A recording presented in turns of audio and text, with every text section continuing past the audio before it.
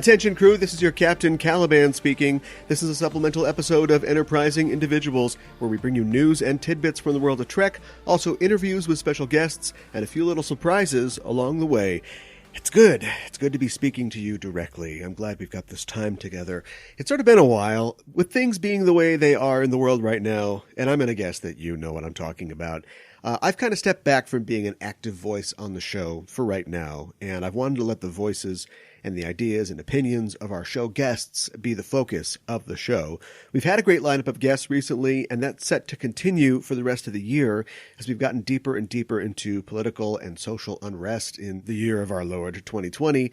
I think it's more important than ever that we take a hard look at where we are and how we got here and the ways in which we see our own world reflected in Star Trek and vice versa. For real, we've got this franchise that we like for its utopian setting and its progressive principles. And yes, it's fictional, but we should be looking to utopias in any medium for ideas on how to make our world better. Most of the early utopias in fiction were basically just political or social treatises with a few fictional elements tacked on to, let them qualify as novels, to give them mass appeal. This is something that I actually talked about with Light of Gold on a previous show, Utopias in Fiction. So I recommend you go back and listen to that show if you haven't heard it. Anyway, all of this is to say our goal here on the show has been to have erudite and passionate people on the show to talk about Star Trek and how it relates to current events, especially in 2020. And we're still doing that, so stay tuned for the future. Speaking of current events, today on the show, Mikanhana of the Just Enough Trope podcast is back to discuss some of the latest Trek news from the Trek sphere. We've got some updates on previously reported stories, some current news, and we'll be talking about some of the recent announcements about upcoming Trek shows. Always a good time having Mika on the show. I'll just say that if you're a pop culture fan or a film fan or an anime fan, the Just Enough Trope network has you covered. Mika is the co-host of Sailor Noob, which is a podcast about Sailor Moon and Japanese culture, and they've just wrapped up the first season of the show, so if you like anime, I recommend you check that out. Also, the Just Enough Trope podcast, which is going into its 7th year of existence, is always there to bring you all the news that's fit to cast in the world of nerdy entertainment. You can catch that show and find out more about JET Network shows on Twitter at Just Enough Trope or by going to justenoughtrope.com. This show can be found on Facebook and Twitter at EISTpod. Don't forget, this Thursday and every Thursday at 7 p.m. Central, I and my co-host Ella will be going live to discuss the most recent episode of Lower Decks, and in just a few weeks, the 3rd season of Star Trek Discovery. Join us for a fun breakdown of the night's episode. If you'd like to support the show, go to patreon.com/EISTpod to become a member of the crew and gain access to our subscriber content. And that's it for me. Keep doing what you're doing because you're the only one that can. And with that, let's get underway. It's something I've seen a million times on Facebook. You get these posts where people try to... I'm going to put my headphones on. Okay. Just to make sure that the sound sounds the way it's supposed to sound. You get these posts where people post just innocently about, Ira Stephen Bear is talking about how, our concept for Garrick was always that he was going to be attracted to Bashir, or that he wouldn't be heterosexual, that he'd be bisexual or gay. And you get Andy Robinson like, well, I approached the character and I said, like, he really likes Bashir. He wants to be his boyfriend. Right. It's just like, it's the people that literally made these characters saying this out loud. Right. And then the reactions to those posts are just adult men losing their minds. Yeah. And just doing whatever they can to sort of like justify or get their worldview back.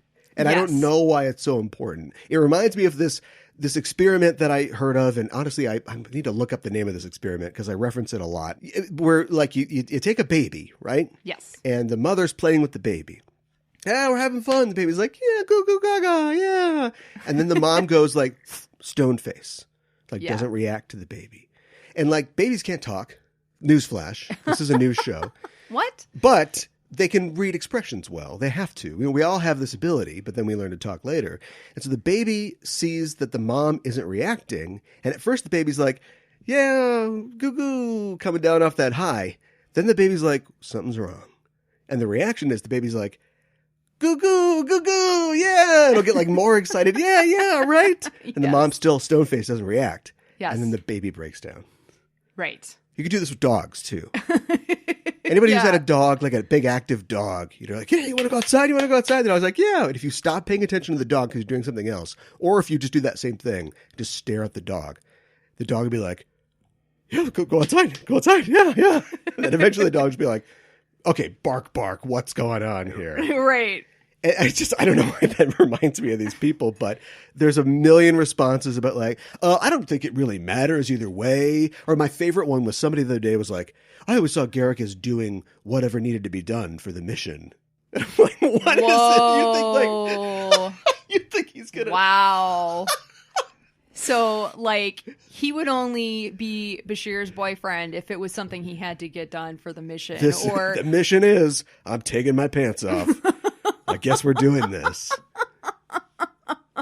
Which was weirdly is people talk about like, here's a big step for representation in Skyfall because Bond's like, maybe I will blow you.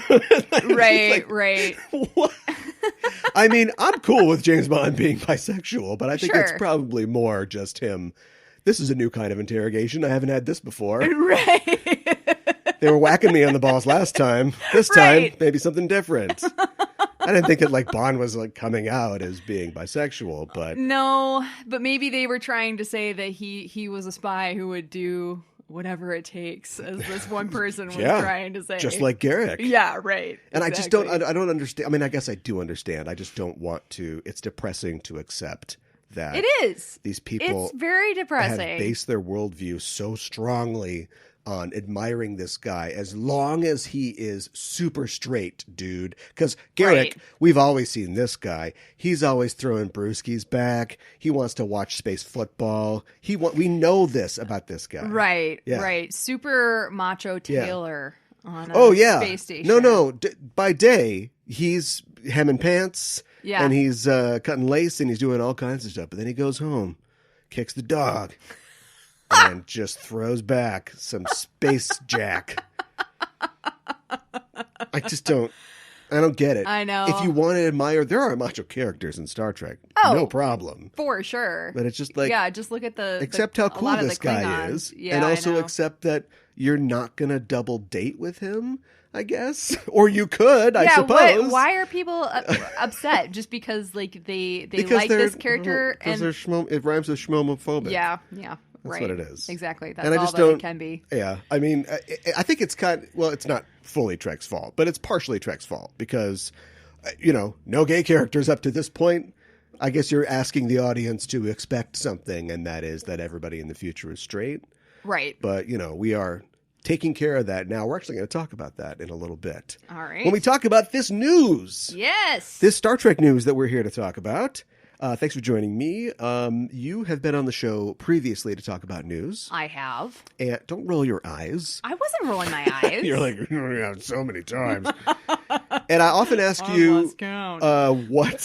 Newsflash, I'm tired of doing this. I often ask you what's happening on the Just Enough Trope podcast, but that'll keep, I think.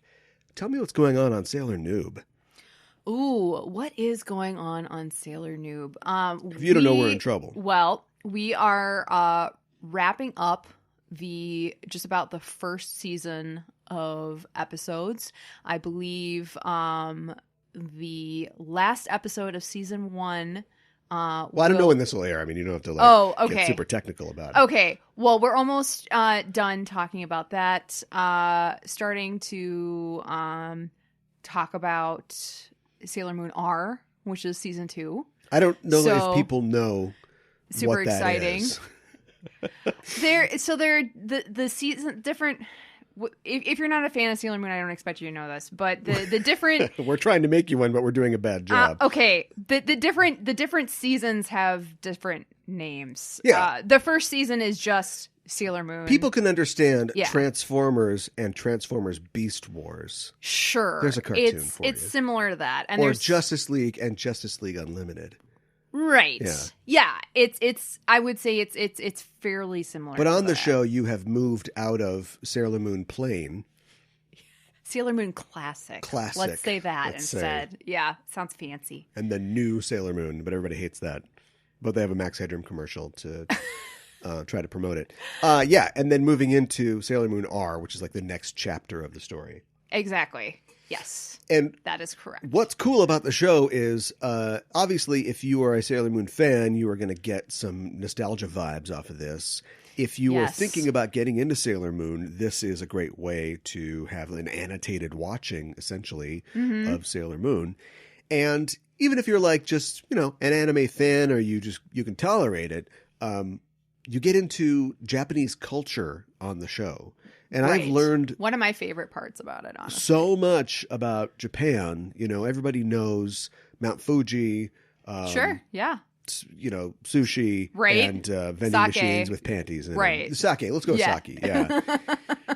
And it obviously goes so much deeper than that, and the fact that that is a big part of the show, as well as going, oh man, I love Sailor Moon, it's so cool. Does a flip. Yeah, and I think I don't know.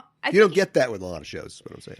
Yeah, I think anime is really good about that, but I think that I guess I would say in general, but I guess it depends on like the subject matter, obviously.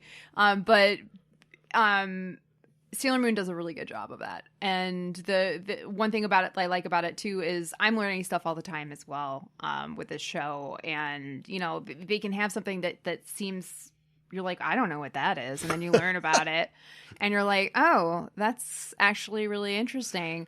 Like we there's this one episode they're fighting a monster, and Sailor Moon is like kind of like mocking it or whatever, and then I was like looking around and I was doing research for the show, and I found out that what she says is actually something that it's a reference to a children's blind man's bluff like game, like famous bully game of tag. Sailor Moon. Yeah, well, it's like a game of tag where the person who's it is an oni, which is a demon. That's so on brand. Yeah, for Japan. Yeah, it's interesting that it's a show that's set. I'd compare it to like a superhero narrative, because sometimes in anime you're, in medieval times, or you're in space, or you're in a video game. And definitely. And the basic setting of the show is so mundane that it deals with like the day-to-day lives of Japanese people. And so that's like a great angle, I think, to do stuff with, because it's like, oh, they're having like a certain kind of dish. Like, is that sushi? No, that's something else. Right. Exactly. Yeah, and it's the more you look at it too, like I like that it's basically very akin to Super Sentai, which is like the kind of shows that like Power Rangers. Like Power Rangers is, where they have like, there's like a bigger bad guy force, but they're fighting kind of like a different monster every episode, and I don't know, I find that really fascinating. And I'm learning a lot doing it too, which I honestly is a lot of the fun about doing this show. And I think that you can get a lot out of listening to the podcast, even if you have never even watched the episode. I think you'll get more if you've watched the episode. I mean, obviously, we talk about it in detail, so spoilers. Yeah, I it'd be guess, weird if you haven't watched it. I mean, I guess you could if you're familiar with it, but it'd be weird to listen to it and maybe wonder if like you're making up this show that doesn't exist. I always feel that way I kind of always wanted to do a podcast like that where you're commenting show by show on something that's not real. And then they did like... That's a creative idea. Well, it's called Welcome to Night Vale. Oh, so yeah, I suppose. It already exists. Where can people find Sailor Noob on the internet? Yeah, you can find us at, we have a Facebook page, which is Sailor Noob, it's Sailor, how you spell Sailor, Sailor, and then Noob is Noob, and then we're on Twitter and Instagram at Noob_Sailor.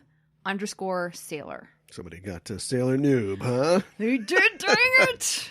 I'm shaking my fist. And if you go on Facebook and somebody posts about one of the gay characters in Sailor Moon, just be ready.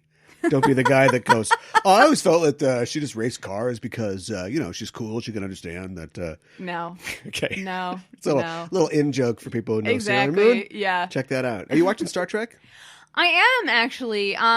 I've actually... There's so much Star Trek to watch. There's so much Star Isn't Trek. there? Yes. And it's like before new Star Trek started, it was like, I've got a shot.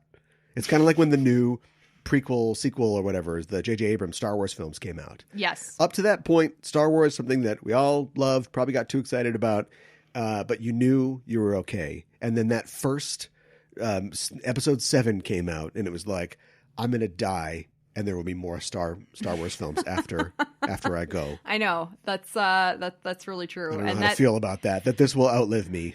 It makes me feel very old and like weird at the same time. Yeah. And then now we have that with Star Trek. I know. There just will always be something new. Oh, that's right. I had never actually thought about that. Why had I not had thought about that? Yeah, that's blatantly turning obvious. gray in front of me. I am. It's really scary. Like the Hulk. Yes. Not your hair, just your whole body, skin. Got it. Yeah, I've actually started watching Enterprise.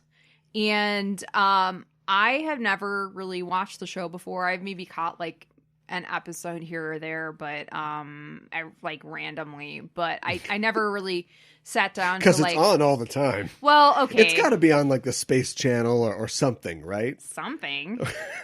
But and I was a little concerned before I started because you know you always hear Enterprise, you know, and like wow. Man, Enterprise so lame and so, but I was like, I don't know if I'm gonna like this or not, and I think it's so much better than people give it credit for.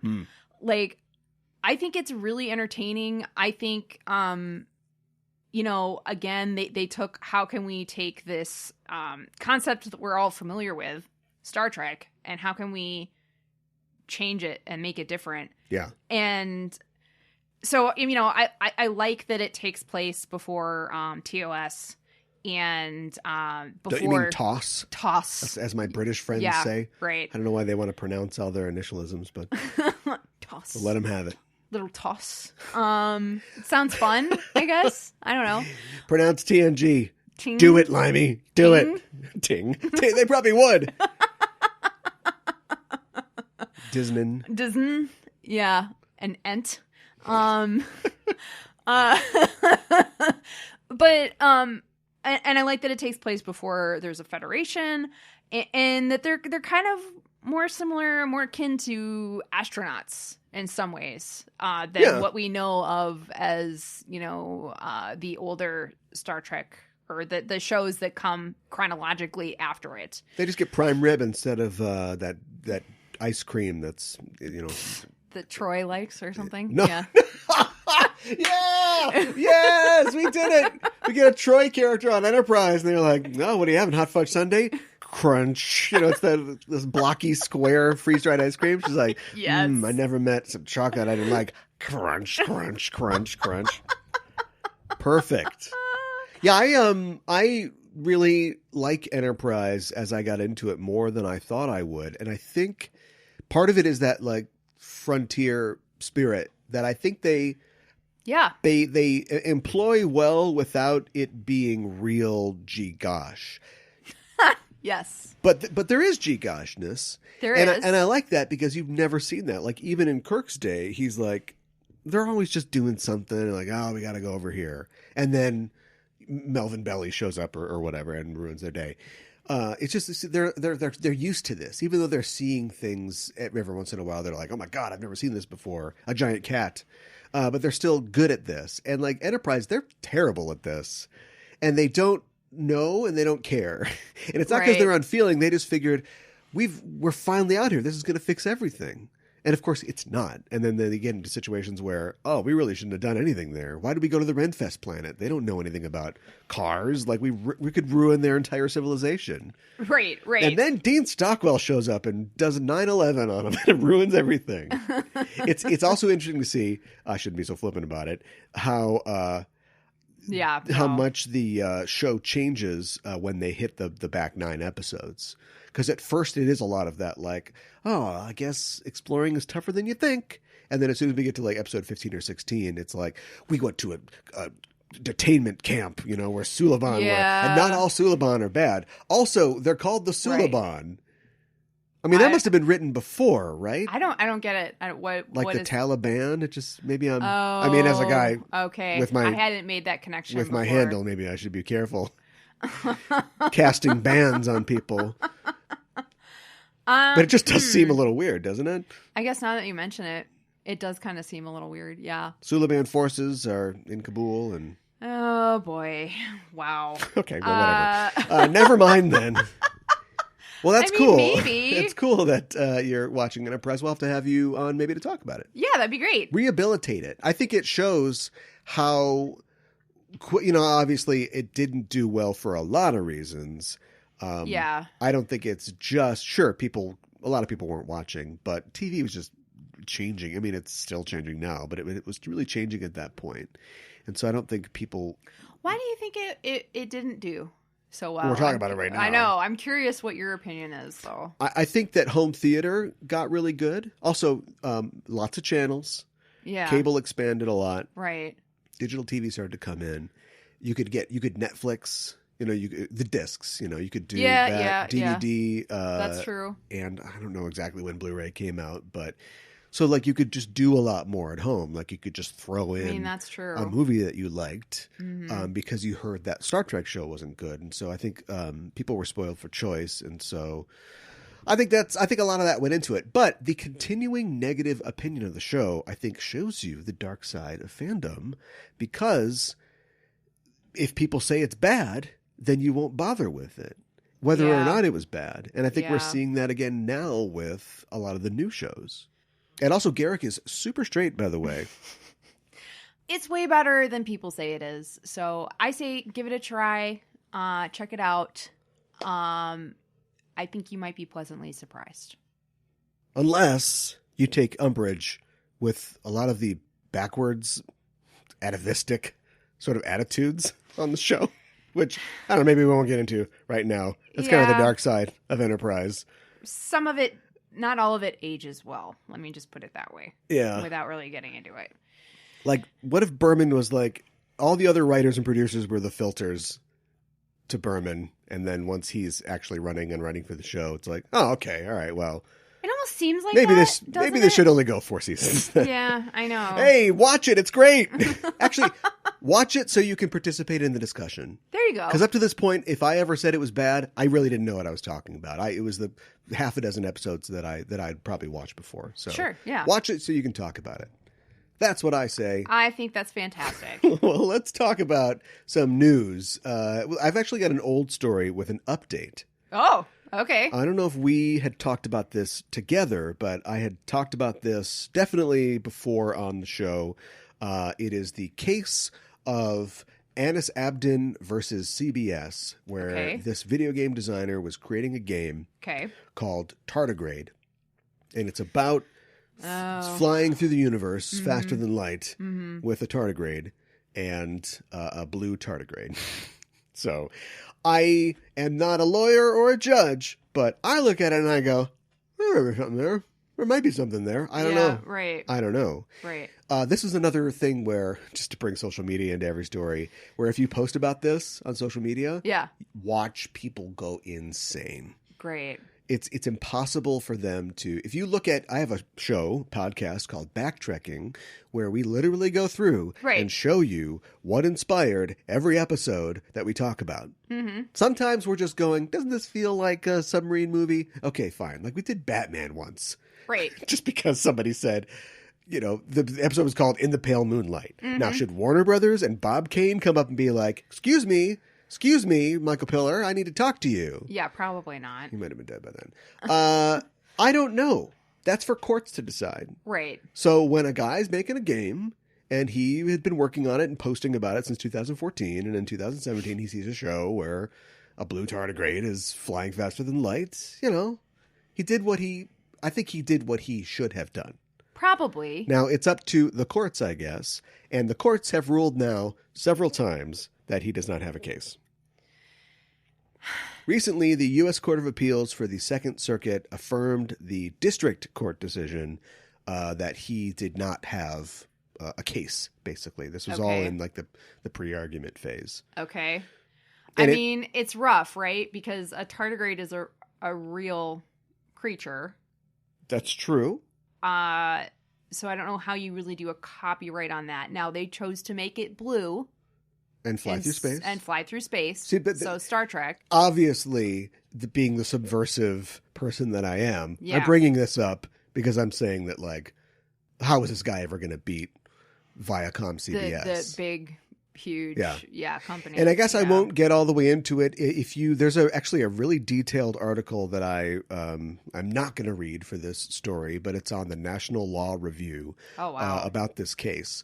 And it goes through all of their kind of findings, their determination, and they looked at the two elements of a copyright infringement claim, at least the two related to this, I guess, because in my own personal experience, I know that there's more than two, but it's having the ownership of a copyright. Just does somebody have a copyright? Okay, right. And copying the original elements from a work. Okay. So going through that, they went to, the tardigrade, like you said. Oh, it's an animal. Right. We know it can survive through space. So that's just like an element of the thing. Of the actual and I'm like, thing, yeah. Yeah. Okay. Yeah, but who thinks about tardigrades in space? Do you know what I mean? I certainly didn't before Star Trek. Yeah, I don't know. I don't know. And so they chalk that up. And then also just the idea of having like a crew of a ship or whatever. They're just chalking these things up to stock themes. Those are the things that he had to argue on because those are arguably the original elements. Okay, sure. And they said, yeah, but those elements are like too general. Okay. And so I guess I could see that. So basically, like, he, at this point, there's just, unless he takes it to the Supreme Court, which he might. We will have reportage on if he does that. Absolutely. I mean, there's nowhere to go now. And it's too bad. And I want to talk about it before you give your opinion. Because I've thought about this a lot. Okay. Listen to me. I'm listening. Listen. I don't know how to feel. Because I don't want to see the little guy get screwed. Right. I don't feel like these insane posters on Facebook feel about how he's literally received death threats, which is like, Star Trek fans, you gotta love them. Wow. But unnecessary. But if they were to, it's impossible to prove that Brian Fuller was just clicking around on the internet and saw his posts in 2015 when he was developing Star Trek Discovery. You can't prove that. No. That may have happened. It may have. And to be honest, it really seems like that happened. Uh-huh. But you can't prove that, so there's no crime. Do you know what I mean? Or not crime. Right. There's no violation here. Right. And it's so weird because and then kind of arguing on CBS's side, if we were to take these things from you, how could we possibly take all the things that can't really be defended? You know what I mean? If he had like there's a character in the game, let's say his name is Tony. If they had a character named Tony on Enterprise, well, that's, come on, right? Right. But otherwise, it's like we took tardigrades flying through space faster than light and, one or two other things. Those are the things that are unprotectable. It'd be like if Sure. Yeah, right. It'd be like if you wanted to rip off Batman and you had like a guy who comes from a city. Right. And he's got a car and a cape. Yeah. But his name is like Tacoguy or something like that. Yeah. And there's a commissioner that he reports to. Sure, yes. Do you think you would win against DC if DC said, hey, you're doing Batman, he's just named Taco Guy? Probably not. No, but you can have a car, you can wear a cape. Yeah. I can wear a cape today. Right. My neighbors will look at me funny. Do you know what I mean? It just seems like it all hinges on whether you can prove that, Brian Fuller, like, ripped him off, and you can't. And you can't. And Brian Fuller's not part of the organization, so he's not a part of this at all. So No. So it's just like, this guy's out a lot of legal fees. This guy's out a lot of legal fees, and he's not going to get to make this video. No, he's not going to get to make any game. You don't think so? Well, I mean, he's got a GoFundMe for Tardigrade, or he did. But it just seems like, well, that's not going to happen. Right? It's just stifling creativity. Like, Yeah. I don't know. And as far as I can tell, the article doesn't comment on whether he can go forward in his game. I would guess not. Don't you think? Like, because if he's suing them, couldn't they turn around and sue him? They could turn around and do it. Yeah. And CBS has definitely I wouldn't gone put it after above people legally for no good reason. Yep. But how bad would they look? Probably pretty bad, but I don't think that would necessarily deter them. Yeah. They also went to so they talked about the concept and feel. And like the game is, you're flying through space. I think it's like a puzzle game. And of course, that has nothing to do with a space show where they are doing Star Trek stuff. But one of the things that they landed on was that it had a name, and it's like, it's kind of got a name. I mean, somebody calls it Ripper like once, and then I guess it's just, they say Ripper a couple more times. Also, don't you think it's telling that it just F's off like halfway through the first season, and we'll never see it again? We'll never see it again. Now that they've finally won this appeal, like maybe we'll see it again. You think they would bring it back just because as another I'm chilling in the year 31 XDX, and it's like, whoa, what's going on? Well, they did have a tardigrade in that short, like that came out, that animated short. Yeah. Yeah.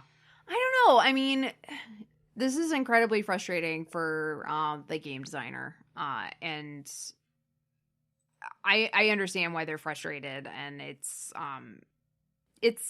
upsetting, and I hope it works out for him. I hope he's able to do this game, or go on and do other games. I'm looking forward to his new project, Tacoguy, personally. Send him a writ. My idea. Keeping it in the legal news area, there is an update on the story about Anthony Rapp and Kevin Spacey. Okay. Who he accused in the past of assaulting him. I think we all know about this. It started the whole thing with him being... He was sued by somebody else. I think he got off or settled. And then he started making those weird videos where he's like... Yeah, you told me about... I wasn't aware of that until you brought that to my attention. Just so weird. It's just very bizarre. He's a weird guy. Yeah. He's a weird guy. But anyway, Anthony Rapp and another anonymous plaintiff are now hitting him with a sexual assault suit. They're taking it to court. I say good for them. And I hope that they are successful. It's just... I don't know. Any assault is awful, but I think it's almost... I think it's like more heinous if it's with if you assault a kid. You know what I mean? So, yeah.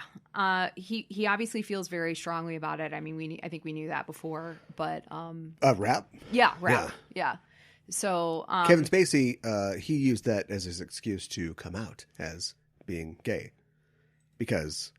That's a defense, I guess. I'm sorry. What? Oh, you got to go back on the story. This has been going on for a long time. Clearly, I am missing some of the vital information. I promise there's no controversy after this. We will be talking about gay people, though. So it's been an open secret that I Kevin was aware Spacey of that. Is confirmed bachelor. Yes.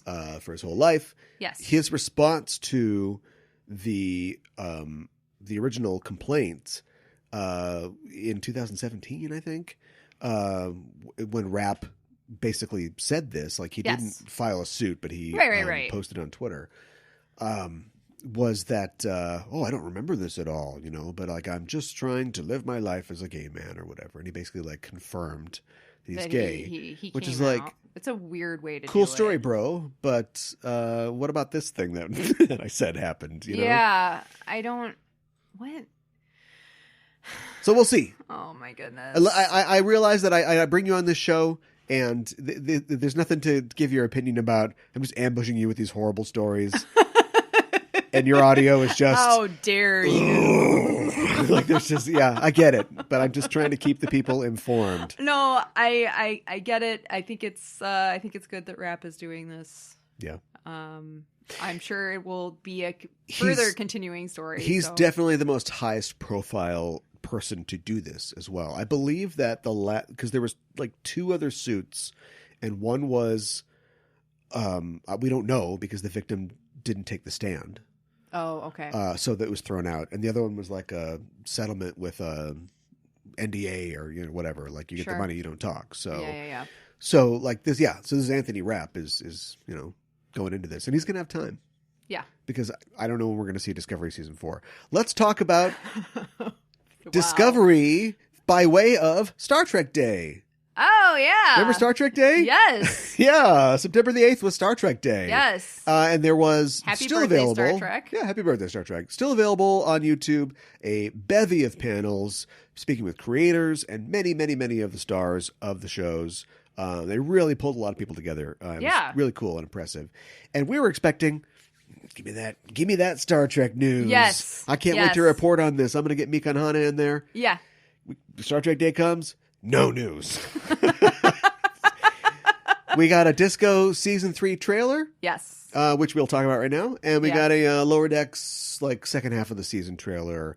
Biggest reveal, John Delancey will be appearing as Q on Lower Decks. Yes. That's good news. Yes, that is good news. But otherwise, I'm excited about that.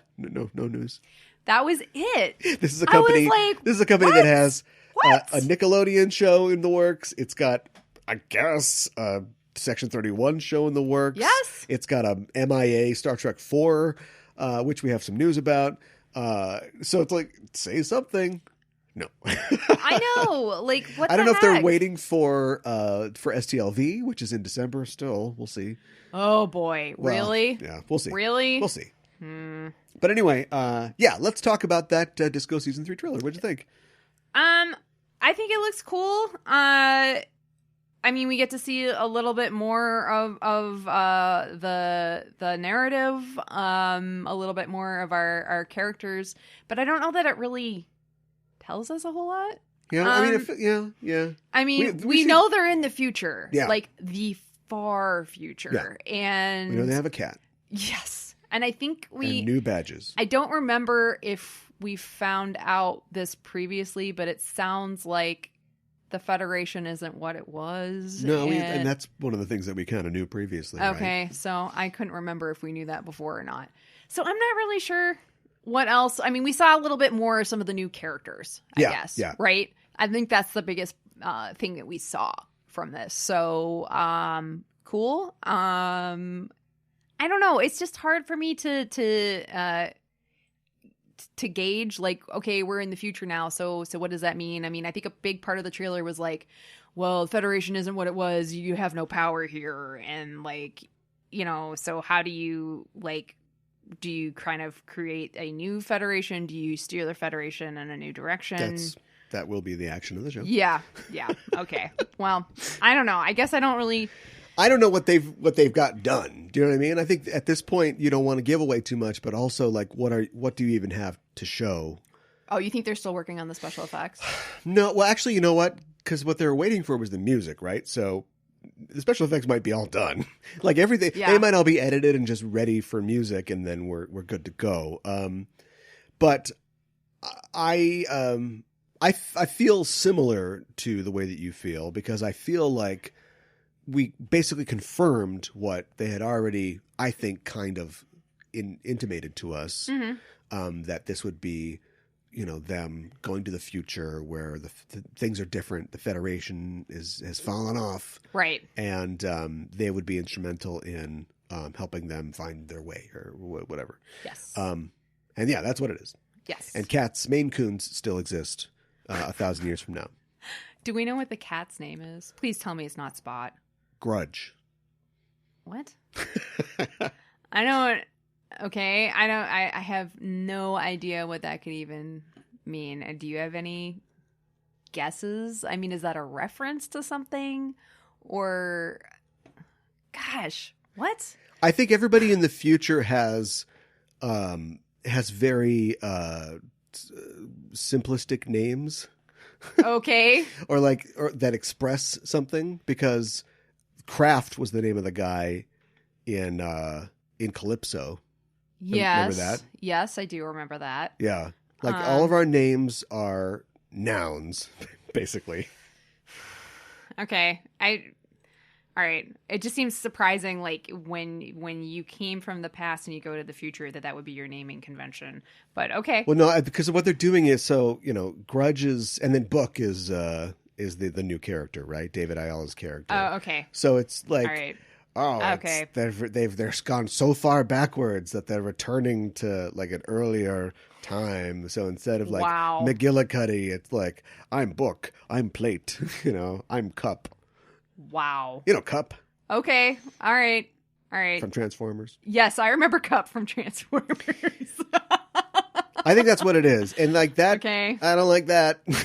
I don't like that. I'm not really a fan. It doesn't. Gotta be honest. That seems like a lack of sophistication in the storytelling. But I haven't seen it yet. So that who knows? seems like like my naming convention, or what is the comic book creator who we think like. We've talked about before, who just like sees things. Thanks for queuing me up for my best bits. Yeah. Marv Wolfman. Yes, Marv Wolfman is an amazing creator who has created so many things, but many of those characters have the Beast Boy. He's a boy, turns into beasts. Cyborg. Oh, he's a cyborg? What's his name? You got it. Cyborg. Yeah, yeah, that's it.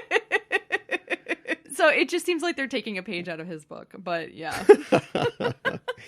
Yeah, but those are so that just tells you like what it is. Like That's true. It's not like the cat's name is Cat or right. You know what I mean? Yeah, or it'd be like feline or something. Yeah, I guess. Or like whatever the scientific name for cat is. I don't know. Book seems to. I bet here's my prediction. I think Book will be like because they're. I can't remember what craftspeople are called if we ever find out. I can't remember because they're fighting the Vidrash, right, which is the Federation, right? Okay, and so he will be the librarian. He'll be the shell answer man. He'll be the guy who is like steeped in like study and lore. He'll be the guy who's like, I found this. It's C on Apple TV Plus, and I found this box of like old paperbacks, and we're reading 1984. We've lost this knowledge, but he'll be the guy who's in charge of that. Okay, sure, I can see that. Don't you think? That could be fun. I don't know. It's got potential. Back to my point about sophistication and storytelling. I don't. Discovery seems to have picked its path, and I think it's sticking with it. Yes. Like they have double, triple, quadruple down on this balls out action, but also at least trying to maintain or at least give lip service to like the themes of the Federation. But whereas older Trek, yeah, that's right, everybody. I'm an old man whining about new Trek. Whereas older Trek felt comfortable enough to explore issues and then let the points make the curve. Sure. I feel like Discovery is drawing the curve and putting the points on.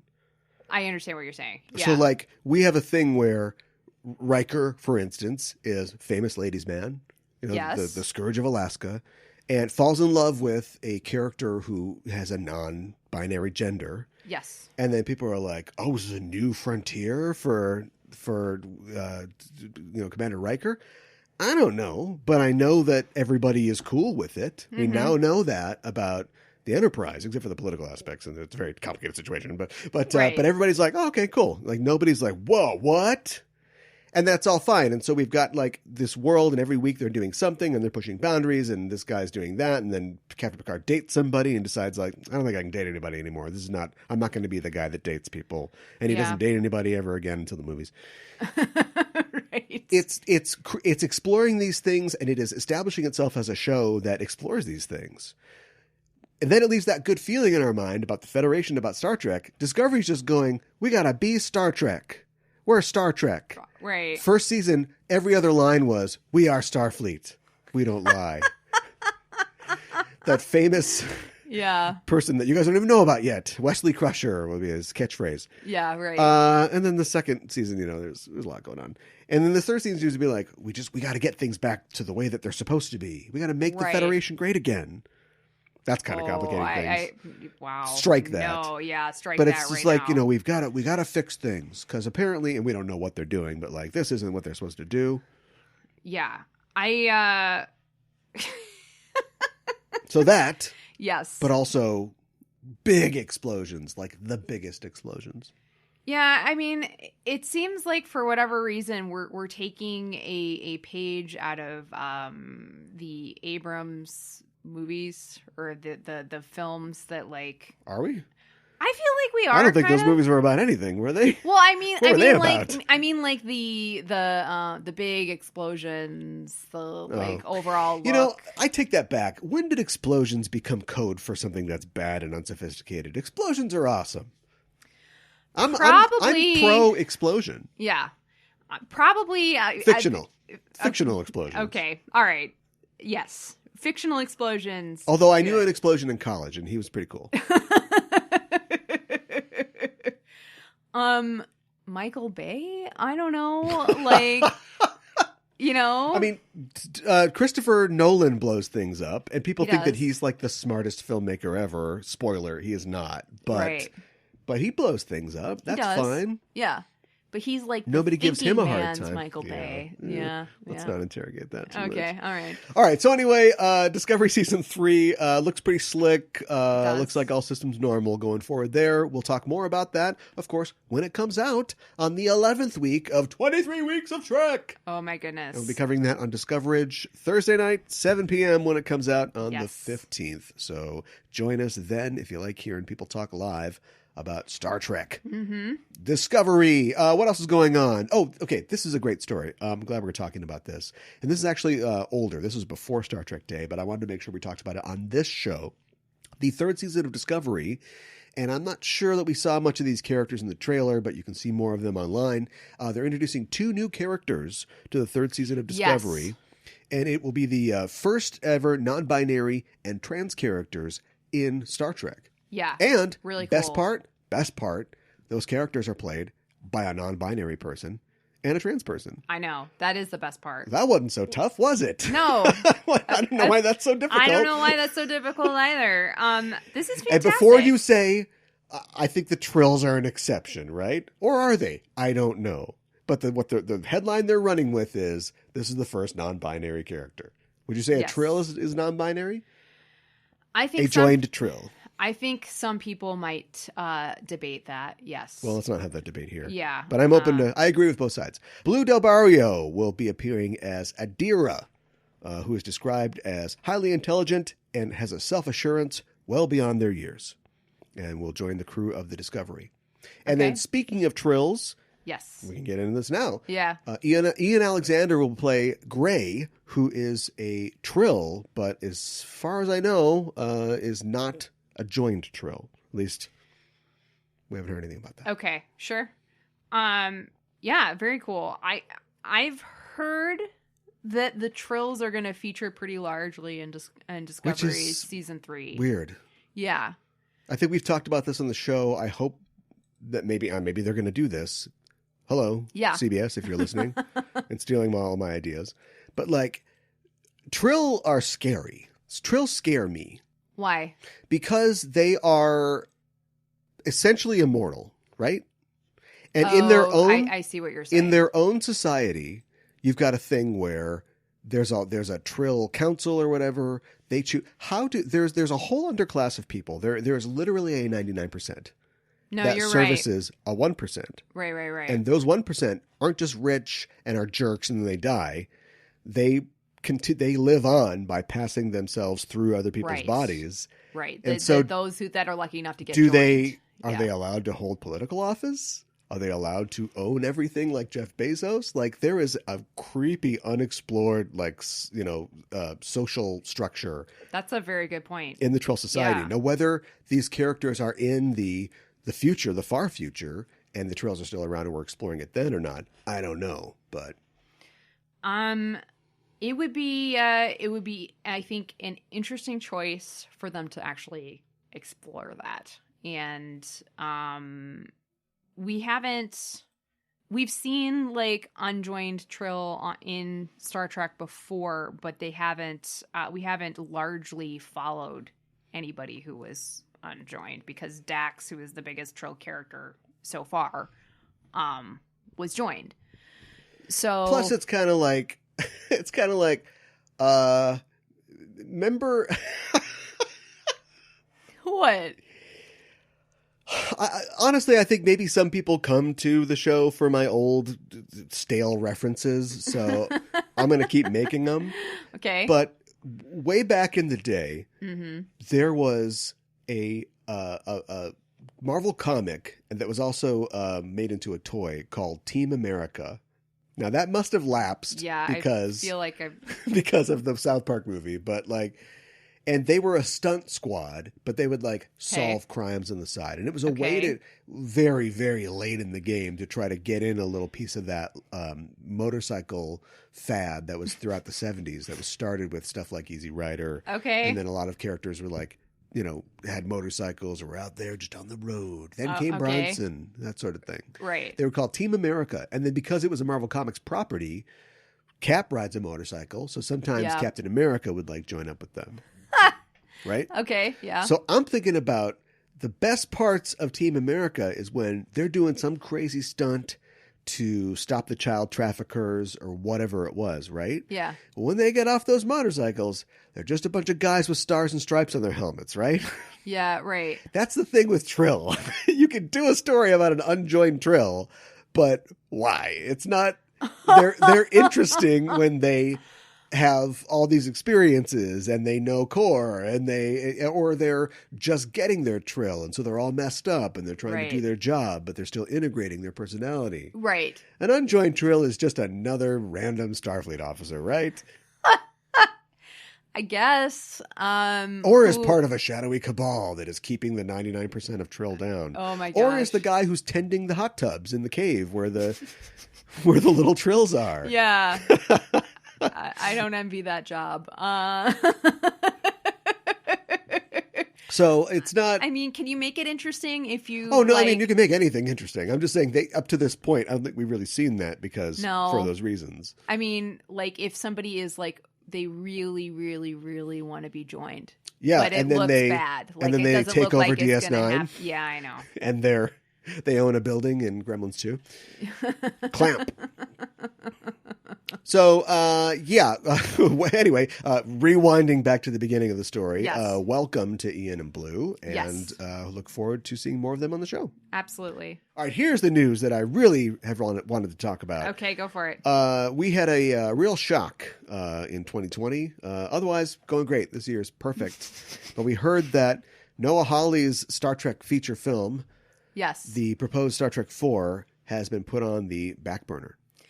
Yeah. Why? Oh, no, I'm not done with the story. Oh, okay. Well, we can talk about why. Okay. Actually, there is no talking about why. Emma Watts is sort of like the new broom at Viacom CBS, who's supposed to be in charge of like the movie division. And so she is trying to like fast track it. And fast track means pushing the Noah Hawley thing aside, I guess. Maybe too esoteric, too weird. So we didn't know anything about that. And it was like, oh, I guess we won't get a Star Trek 4 for a long time. That kind of sucks. But Noah Hawley just recently was talking with Variety about all things related to Noah Hawley, but also talking about Star Trek 4. And he gave us some more details. Okay. He said that Emma Watts had told him the film was on hold, but that doesn't mean, and I mean every person who can't get their movie made in Hollywood is like, yeah, it doesn't mean it's dead, but it's not dead, supposedly. And it's got a lot going for it because it has a completed script. It's done and ready to go. And they were moving on to the part where they start designing the look of the movie, and they were going to get all that going. Okay. So that's kind of good news, because if they are really serious about this project, which is in stasis, might have a good shot at getting out there. Here's something else. Okay. It would feature a whole new crew of characters, but would also connect to the franchise's history. Okay. And Sounds intriguing. He compared it to his Fargo show, which is like, well, this is the guy that they bring in to breathe new life into a franchise, right? Right. I guess that's his job. But I haven't seen Fargo, but apparently spoilers for like the middle part of the first season of Fargo, but one of the characters finds the money that Carl buried in the snow. Okay. That Kumiko the treasure hunter went looking for. Yeah. Deep cut reference. Yeah. He finds that. So it exists in the universe of Fargo, sure, but it's not But it's different characters. You following Steve Buscemi around. Right. Or March Gunderson. Yeah. So it will have some, tie-in, but it'll be totally new characters, not Kirk, Picard, whatever. Okay. I mean, I'm intrigued. I'm totally cool with that. That's not something we've seen in a film before. It's all been characters that we already have followed. Yeah. In a show. And, even if it was like new versions of Kirk and Spock and Bones. I'll tell you, having recently dived deeply into the gloom of Star Trek Nemesis. Yeah. That movie did everything it could to put there was 2 Picards and 2 Datas in that movie. They were shoving everything in your face at every second. Yes. And people were like, no. So I think we need to rethink the stars are a draw angle of Star Trek. Like, if you look, give Shatner a cameo at the beginning, let me tell you a story about something that happened or whatever. Right. I know he's dead. If you feel you have to do that. But I think people will come to see a Star Trek movie that is not, you proved it with the J.J. Abrams films. Yeah, it's Kirk and Spock. They don't resemble them in any way. No. Either in terms of character or in terms of looks. Yeah. They made billions of dollars. So just go for it. Yeah. What's the cold feet? I don't understand. I don't understand either. Is like the new person in charge of film, is she just kind of like, she's making Star Trek a priority. Remember, she oversees all features at Paramount. Yeah. So I don't know. Make the Enterprise transform. I don't care. Just get it done.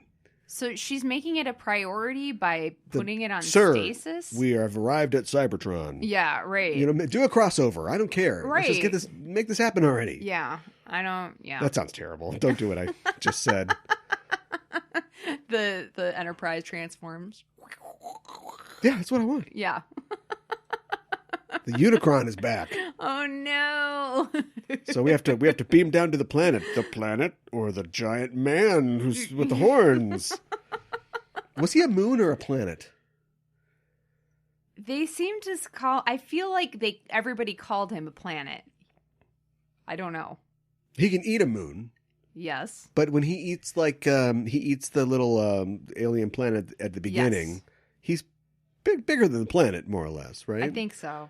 Right. I think he's pretty safely a planet.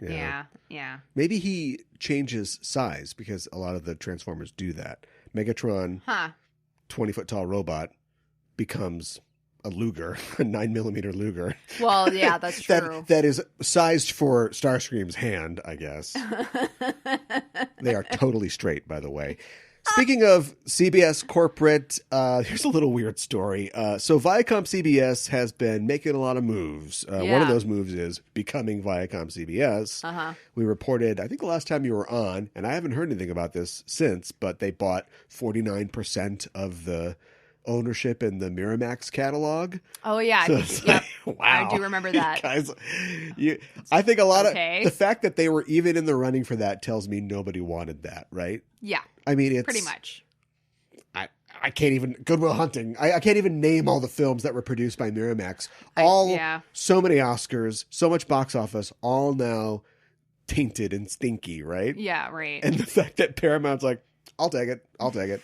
Great. But anyway, they are planning to sell CNET for $500 million to a marketing firm. What is CNET? Okay, so CNET is a website and a media group. Okay. You're not a techie person, so I guess you wouldn't know. But I've spent many years on CNET reading articles about, reviews about. Oh, no. I know what they are. They are. Cell phones, PDAs. Sure. With styluses. I guess I haven't been on CNET in a while. And then CNET also, that's the flagship, but it owns GameSpot, Metacritic. Okay.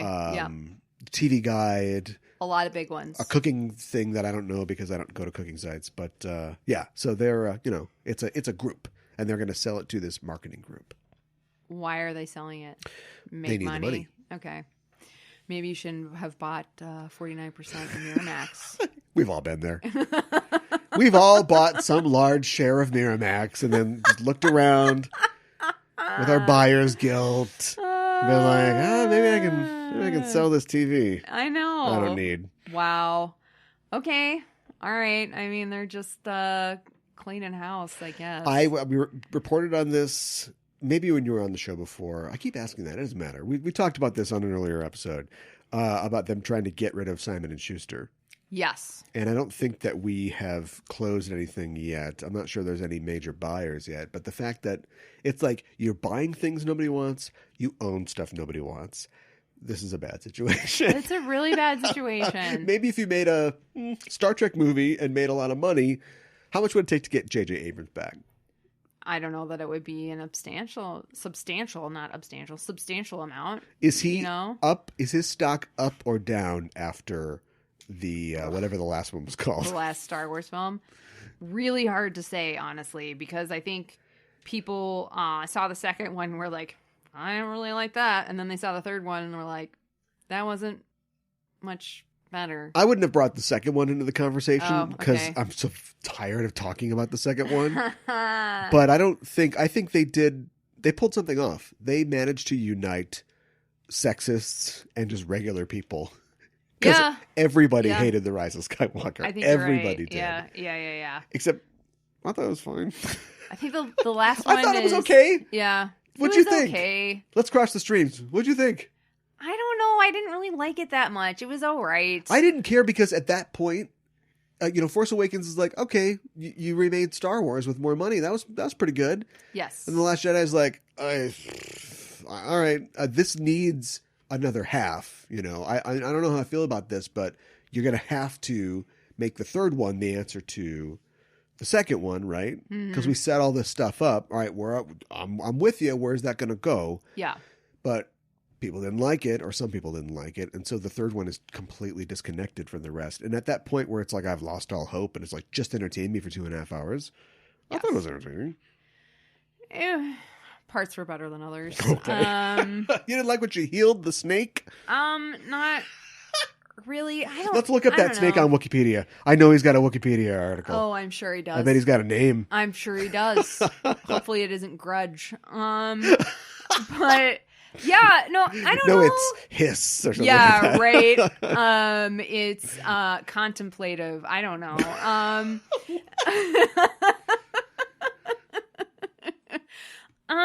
I just really liked the Force Awakens like a lot. And so I was just kind of really disappointed by the second one. And that's just I guess that's kind of, I think about it in relation of like, kind of like the trilogy, and in comparison to the first in that trilogy, not so great. I can see that. Yeah.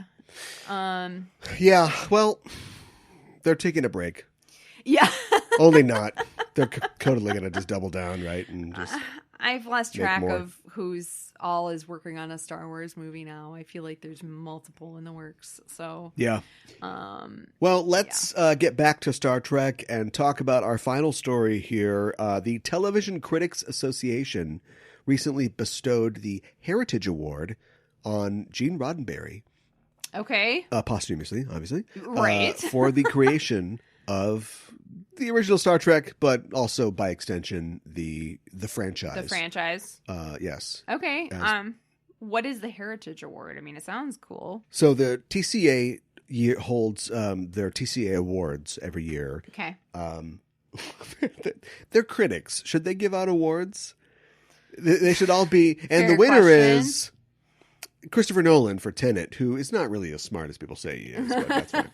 Come up, get your award. Right. So they hold awards every year, and then every year they hand out a Heritage Award, which seems like a Lifetime Achievement or like honorary Oscar type thing. Okay, sure. To a TV series, it's like a landmark TV series. Okay, sure. So ER.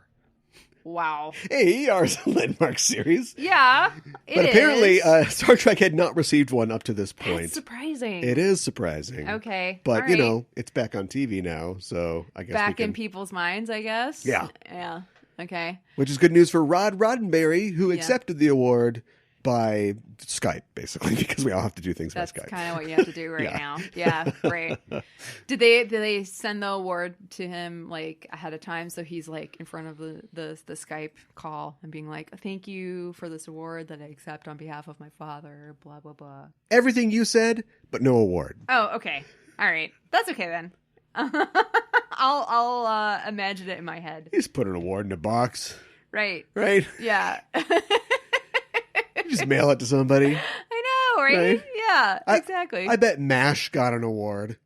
Probably. I bet Dick Van Dyke got an award. Yeah. I would hope so, yes. I actually don't know if there's a trophy or not. But, oh, okay. but if Maybe there isn't. Is it really an award if there isn't a trophy? I think no. Give Rod something else to put on his mantelpiece. Come on. So anyway, it's about time. Yes. And it's good news. 250 professional critics and journalists vote on these. And so, we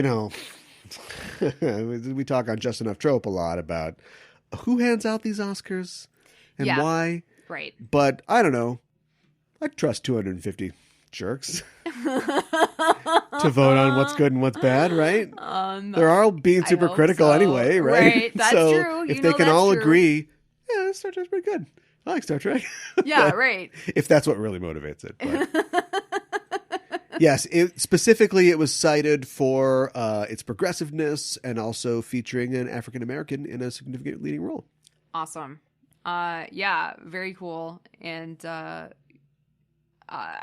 Trek is a great example of that, and has always been, largely to Roddenberry's vision. Yeah. So, yeah. If Rod wasn't available, they were going to get Grudge to accept the award. Just meow. Empty desk. Yeah. And then a blurry, furry thing comes in. There he goes. He's going out that way. He's hitting up. No, he's hit. Camera's falling down. And he pushes off the desk. Okay.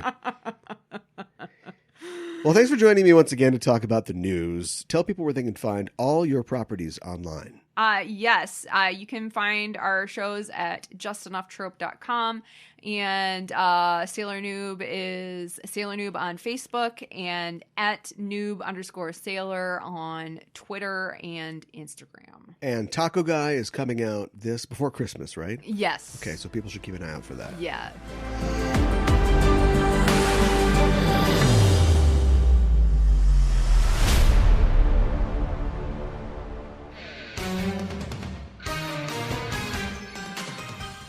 Mikanhana. And I'm Caliban. And we're the hosts of the Sailor Noob podcast. I'm the expert. And I'm the noob. You're talking into the wrong end of the microphone.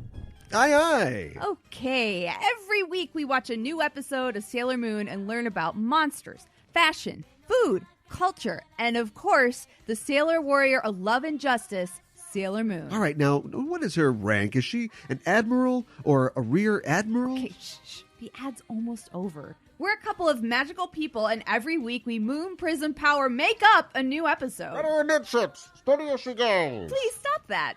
Sailor Noob is available every Friday on Apple Podcasts or wherever you listen to podcasts. Shiver me timbers.